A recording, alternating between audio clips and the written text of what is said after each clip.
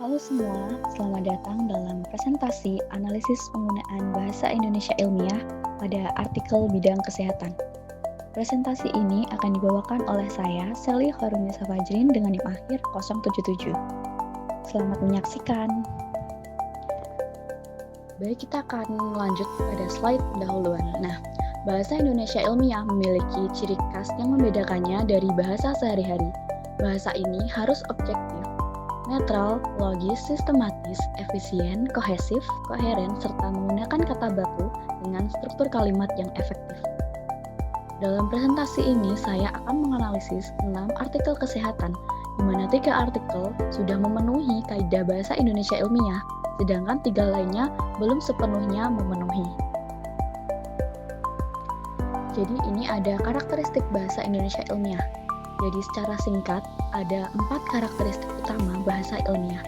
Yang pertama yaitu objektif dan netral, artinya tulisan hanya menyampaikan fakta tanpa opini pribadi penulis.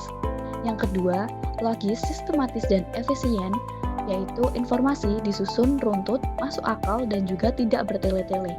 Ketiga, kohesi dan koherensi. Kalimat dan ide saling terhubung sehingga alurnya mudah dipahami. Dan keempat yang terakhir yaitu penggunaan kata baku dan struktur kalimat efektif agar tulisan tetap formal sesuai kaidah bahasa Indonesia.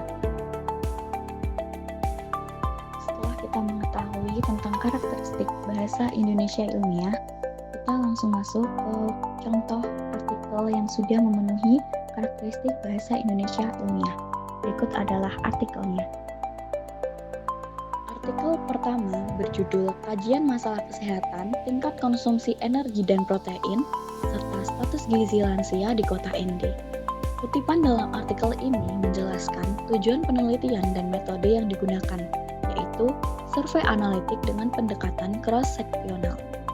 Dari sisi bahasa, artikel ini objektif karena fokus pada tujuan, logis karena runtut dari tujuan ke metode, serta koheren karena setiap bagian saling mendukung. Artikel ini juga menggunakan istilah teknis yang baku, misalnya survei analitik. Selanjutnya, artikel yang kedua ini berjudul Hubungan Budaya Organisasi dan Insentif dengan Kinerja Perawat Pelaksana di RSU Haji Medan tahun 2023. Artikel ini menyampaikan fakta apa adanya, tanpa opini atau bahasa emosional.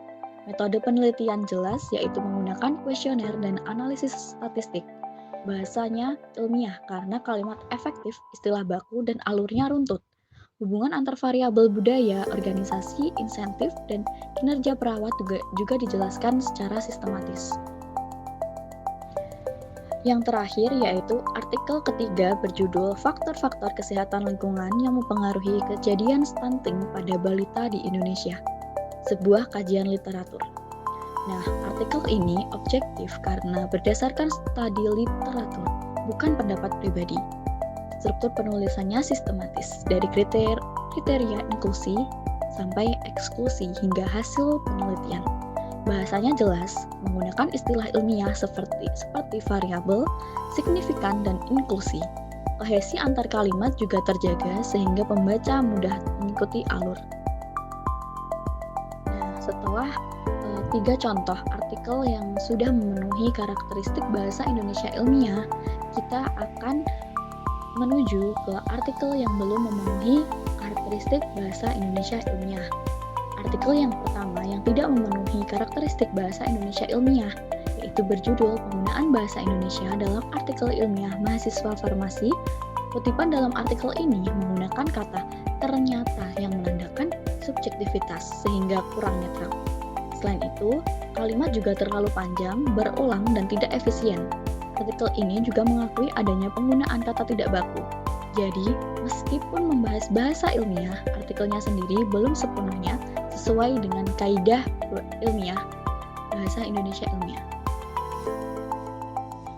Artikel kedua yang tidak sesuai dengan karakteristik bahasa Indonesia ilmiah ini berjudul Analisis Penggunaan Bahasa Indonesia dalam Makalah Pendidikan Jasmani, Kesehatan, dan Rekreasi.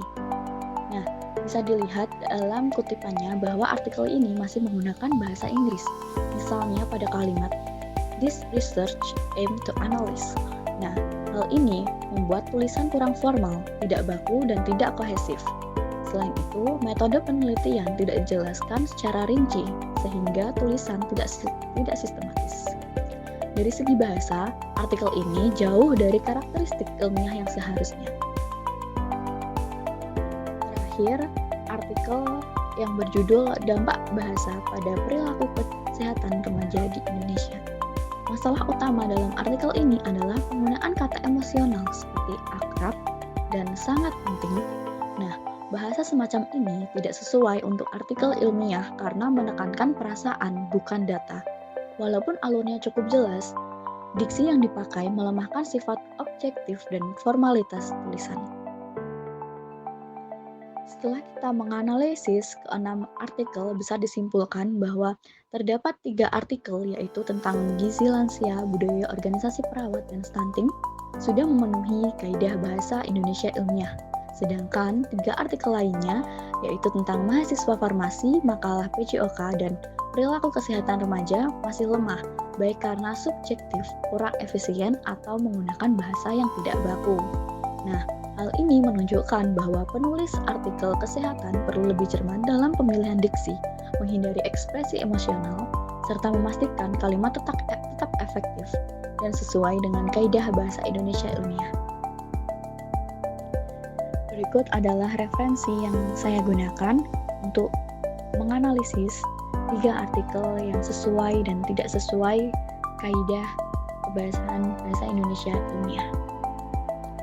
Demikianlah presentasi saya, semoga bermanfaat dan memberi pemahaman bahwa bahasa ilmiah tidak hanya soal isi penelitian, tapi juga soal bagaimana penelitian itu disampaikan secara objektif, runtut, dan sesuai kaidah akademik.